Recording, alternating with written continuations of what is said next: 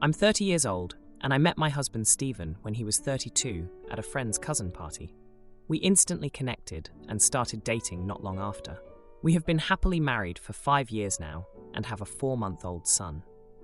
I met my mother-in-law, MIL, at his uncle's funeral. He asked me to attend in support of him. Before we left, his cousin warned me about my mother-in-law, saying she wasn't the nicest person, and she had impossibly high standards and can be judgmental, so not to take it personally, as she's like that with everyone. I did ask my husband, and he agreed that my mother-in-law can be quite judgmental, but not to worry, that he will be there for me. I felt like they gave me the sugar-coated version of her, because she was terrible. She made a scene about bringing a stranger to a family funeral, but my husband cut her off and said his aunt, who was his uncle's widow, said he could. She spent the rest of the funeral giving me nasty looks and making passive-aggressive comments. She made a scene at our wedding, but that's a different story on its own. But after minimal contact with my mother-in-law, my husband eventually got around to telling her that I was pregnant. I expected her to be angry and have a go at him, but she surprised us both and was the complete opposite. She was excited about being a grandmother. She was congratulating us. Her attitude did a complete turn, and I grudgingly allowed her to visit. When it was time to give birth to my son, she wanted to see my son being born, but I refused. That's when her ugly side reared its head again, and she caused a scene and was thrown out. I refused to let her visit us at home. My husband agreed. But she rang crying and apologizing. She said she was just overwhelmed about being a grandmother, and her emotions got the better of her. Against my better judgment, I relented and said okay. When she first held him, she looked at me and said he was beautiful. I went into the kitchen to get us a drink, and then I could hear my husband telling her to get out. I went back in. She started yelling. He needed to get the baby tested because he doesn't look like anyone in their family. He kicked her out. She took to social media and told everyone that I cheated on my husband and that my husband needs to get a DNA test to prove he was the dad. She got a lot of attention for that, so I made my own post and said I'll get a test when she gets a test for her son. That just made everything worse. She rang my husband up, telling him to take it down. He just hung up on her. Everyone divided and questioning my husband's paternity since she had such a strong reaction to it. Now even my husband is starting to wonder and making me feel I went too far, and I'm thinking, am I the idiot for saying that? Now, for a few comments before the update. Comment 1. Not the idiot. She doesn't sound stable at all, and I would be worried about what she would do around the child. Even if she was just another weirdly incestuous boy mom, that mood swing, going from one extreme to another in a blink of an eye, goes beyond jerk into dangerous territory. Also, her demanding to see the birth and immediately taking to social media also indicates she has no concept of boundaries. To have someone like that around your child, even if she doesn't do anything drastic, could be very damaging. Also, if she wants to make her delusions public, she can handle your public response. If you don't want a witch hunt, don't make a pyre. Comment 2. Not the idiot. Maybe not the nicest way to handle, but when you deal with shoot, your hands are bound to get dirty. Keep holding your ground and just tell her to stop spouting lies about you on social media, or you will continue to embarrass her on your own account. And she can face the consequences of her own actions. Now, for the update. Hey everyone, thanks for all the comments on my last post. It's been a hectic 3 months since then, and I've got quite the update for you all. After the whole mess with my mother-in-law MIL accusing me of cheating and demanding a DNA test, things got even more heated. My husband, Stephen, was torn. He trusted me, but the seed of doubt his mother planted was hard to ignore. We had a few rough nights, full of long talks and tears. In the end, we decided to do the DNA test, not for her, but for us, to put any doubts to rest. While we waited for the results, my mother-in-law was relentless. She'd call Stephen at all hours, crying, apologizing, then accusing again. It was a cycle that wore us both down. I remembered the time when Stephen and I first met at that friend's cousin's party. We had clicked instantly, and it felt like we were meant to be. It was hard to believe that the same woman who had welcomed me with open arms at our wedding was now causing so much pain. The day the results came in was nerve-wracking. Stephen opened the envelope, and I watched his face for any sign of what it said. He looked up at me, his eyes filled with tears, and hugged me. Our son was his, no doubt about it. We both cried, relieved, but the damage his mother had done was still there, hanging over us. We confronted my mother-in-law with the results, and she broke down, admitting that she had been wrong to ever doubt us. She begged for forgiveness, but it wasn't easy to just move on. Stephen was hurt, and I was furious. We agreed that she needed to make amends, not just with words, but with actions. In the following weeks, my mother-in-law tried to make it up to us. She'd drop off meals, send gifts for our son, and leave apologetic notes. But it all felt hollow. It was during this time that I learned more about Stephen's childhood. He told me stories of how his mother's judgmental nature had affected him growing up. She had always been tough on him, pushing him to meet her high standards. It made me see her outburst not as a singular event, but as part of a pattern. One day, she showed up unannounced, crying, saying she had been to therapy and realized how much she had hurt us. She wanted to be part of her grandson's life. It was a turning point, seeing her take responsibility for her actions. We cautiously started to allow her short, supervised visits. Things were slowly improving until one day, when she was over, my phone buzzed with a message from an old friend from college. It was a picture of me and a guy friend from a party back in the day. Nothing incriminating, but my mother-in-law saw it and went off the deep end again. She accused me of having a past full of secrets and stormed out. Stephen knew about my friend, and we had a good laugh about his mom's overreaction, but it was clear that trust was still fragile. The visits continued, and my mother-in-law started to bond with our son. It was heartwarming to see her with him, and I could tell it meant the world to Stephen. But every time she left, there was an obvious tension, a fear that something might set her off again. Then, 2 months ago, Stephen's cousin, the one who had warned me about my mother-in-law at the funeral, reached out. He had found old love letters from my mother-in-law to someone who wasn't Stephen's father. The family was in an uproar. It turned out my mother-in-law had her own secret past. Stephen was shocked, and it made him reflect on how quick his mother was to judge others. We decided to keep the information to ourselves. It wasn't our secret to tell, and we didn't want to add more fuel to the fire. But it made us both look at my mother-in-law differently. It was like we could finally see the insecurity behind her judgmental facade. Just last week, my mother-in-law sat us down. She had been doing a lot of thinking and wanted to apologize again, this time for everything. She admitted that her behavior had been inexcusable and that she was working on changing. She asked if we could start fresh, for the sake of our son. Fiancé ditches me for an ex, so I trash her family's offer on our lake house. They think they can bully me, but the deed's in my pocket. 10 years ago, my fiancé left me, 38-year-old male, a few weeks before our wedding. We grew up in a small town. We were friendly and went to the same school, but we were never in the same clique. She was one of the popular kids, and I wasn't. A few years after college, I moved back home when my dad got sick. I found a job in my field about 45 minutes away from home.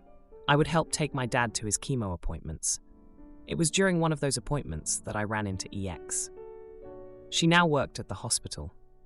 One day while waiting, I asked her out. It turned out we shared a lot of the same interests. It seemed like our relationship was going great.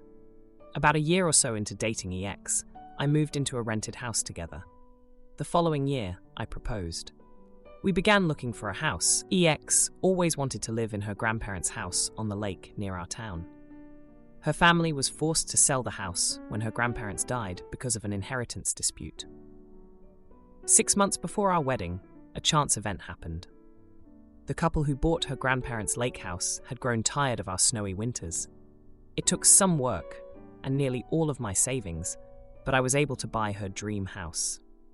It was going to be my surprise wedding present, so I didn't dare tell her, or anyone in her family, my plans. A month before our wedding, EX and her friends went to Miami for her bachelorette party. I am not sure all of what happened there. Part of me doesn't really want to know, but I do know her high school boyfriend was there. When she got back from the trip, she broke down and confessed she was afraid to get married and wanted to call it off. It was a mess. She later moved to Florida and eventually married her high school boyfriend. I ended up moving back to the city for an amazing job. In the meantime, I still had the lake house. With the help of my mom and dad, we started to fix up the lake house. It took a few years. My mom and dad would look after the contractors while I was in the city. Having the house was perfect when everything locked down. I was able to escape the city and work remotely from the lake house. I now live here full-time and work remotely. This summer, we had 4th of July at the lake house.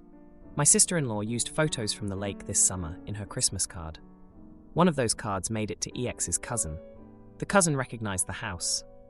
The Saturday before New Year's, EX's mother and sister were at my front door. After pleasantries and answering their initial questions, they made an offer to buy it. I refused. They were not happy.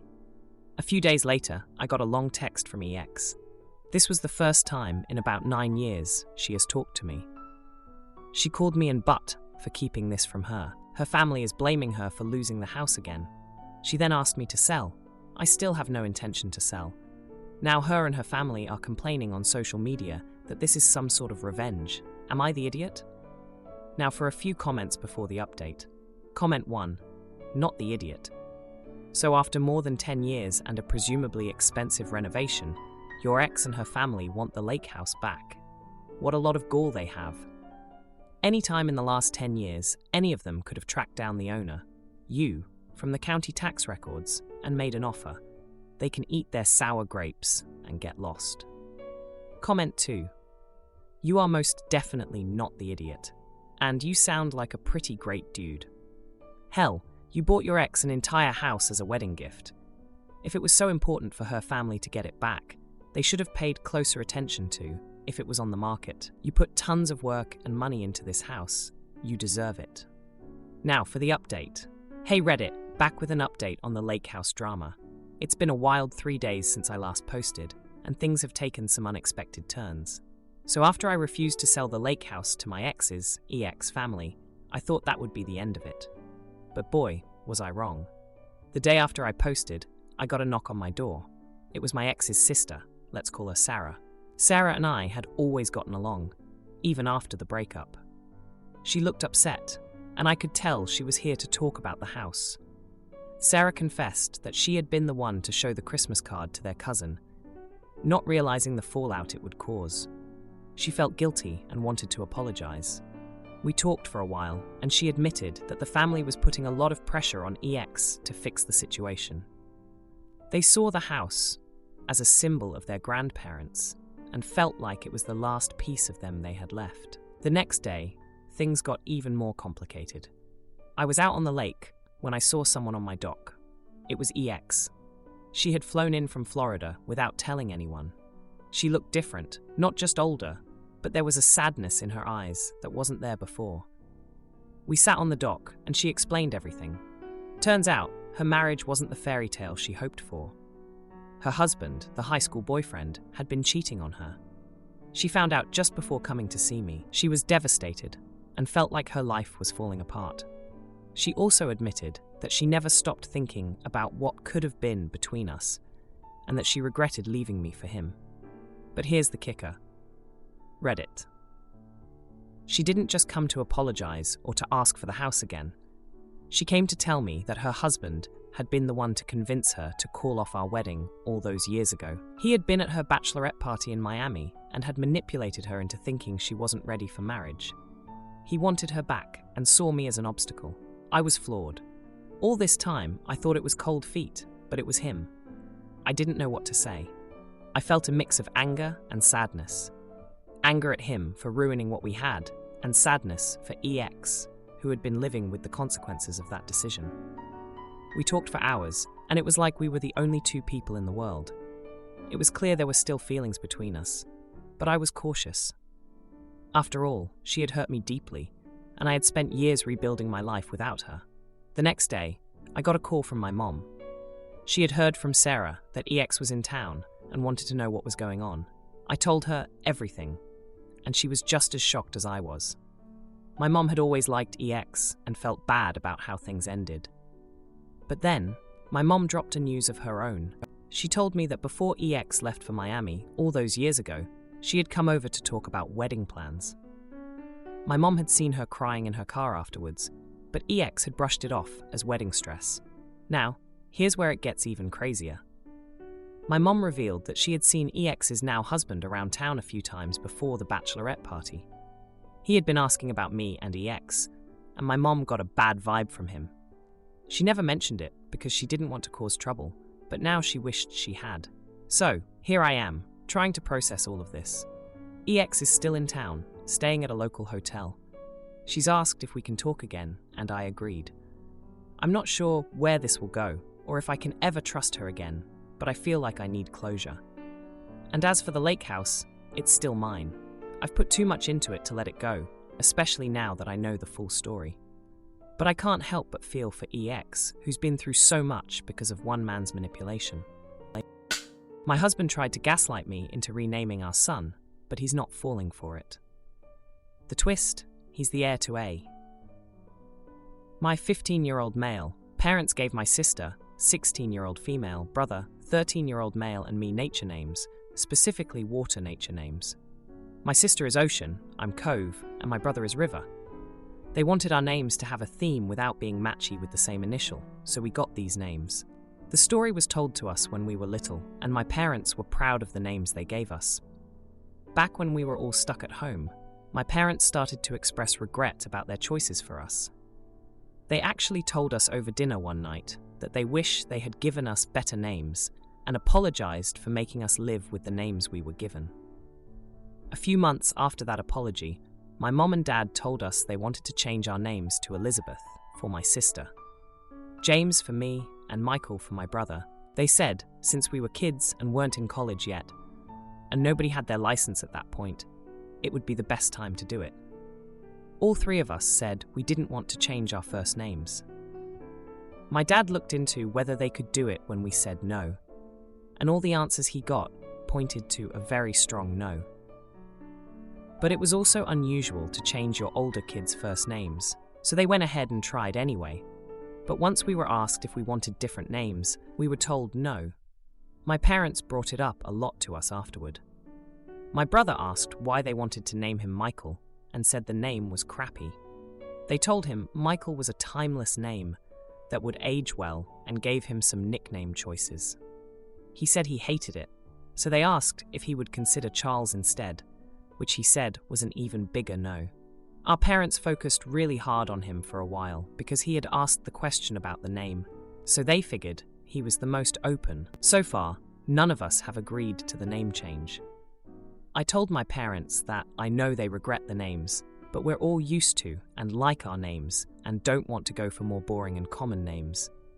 My parents argued that in the future, we will regret it and we'd have to pay for it ourselves when we're adults, and we realize having weird names does not age well. I asked why they can't let us get there if we ever do. They said we should be thinking more of our futures, and they accused me of having a really bad attitude because I said James was as bad to me as Cove is to them now. They told me to look online, and I did, and I saw a lot of hate for our names. But I told them it still didn't change my mind. My parents said we should respect them enough as parents to allow this, and that we're all being disrespectful. Am I the idiot? Now, for a few comments before the update. Comment 1. Not the idiot your parents thought their theme was so unique and clever. Then they went online and saw that there's a lot of hate for it. Now they feel bad that the names might affect your futures. But the time for them to worry about that was before they named you. You guys like your names. You feel your identities are tied to those names, and you want to keep them. They gave no right to bully you about this, just because they regret their choices. You are teenagers, not puppies.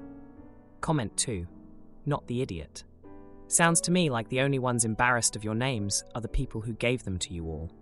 Sounds like they've got Bertha's remorse. My mother decided to name my sisters and I after the names of various plants and trees, so I also have an unusual name, but I love it, and I wouldn't change it for the world.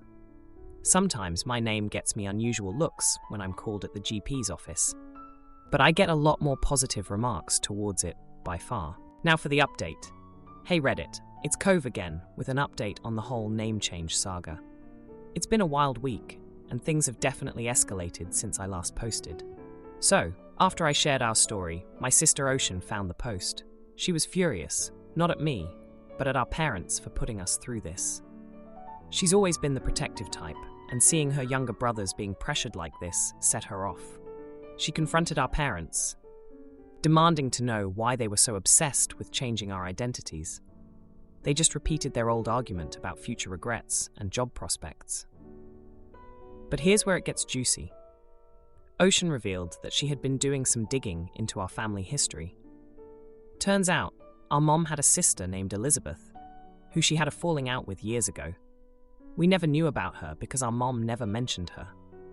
Ocean accused our parents of trying to replace her estranged sister with her by giving her the same name. Our parents were speechless. They tried to deny it, but the tension was so thick you could cut it with a knife. Meanwhile, my brother River has been having his own battles. He's the youngest and usually goes with the flow, but this name thing has really gotten to him. He's been more defiant, refusing to answer to anything but River. He even started a mini rebellion at school, getting his friends to call him by his middle name, which is another water-themed name. Our parents were called in for a meeting with the principal, who was concerned about River's sudden change in behavior. They were mortified, and it sparked another huge argument at home. As for me, I've been doing some thinking. I looked up famous people with unique names, and I found plenty who've done just fine for themselves. I tried to explain to my parents that a name doesn't define your success, but they wouldn't listen. They're convinced that we'll be held back by our names, and that they're doing us a favor. The biggest shocker dropped just 2 days ago. Ocean overheard our parents talking about how they were considering legal action to force the name changes. They were discussing getting a lawyer to see if there was any way they could override our wishes, since we're still minors. Ocean was livid. She stormed into the room and told them if they tried to force this, she would move out the moment she turned 18 and cut contact with them. I've never seen our parents look so defeated. They tried to backtrack, saying they were just exploring options, but the damage was done. The trust between us has been shattered. They've stopped bringing up the name changes for now, but the air in our house is heavy with unsaid words and what-ifs. It's been a rough week, and I'm not sure where we go from here. Our parents have been quieter, and there's this unspoken understanding that they crossed a line. Ocean, River, and I have been sticking together, supporting each other through this mess. We're more united than ever in keeping our names and our identities. If you liked this video, you'll probably like these too. Also, while you're here, please consider subscribing. It's your support that keeps this channel alive and allows me to make better and longer videos.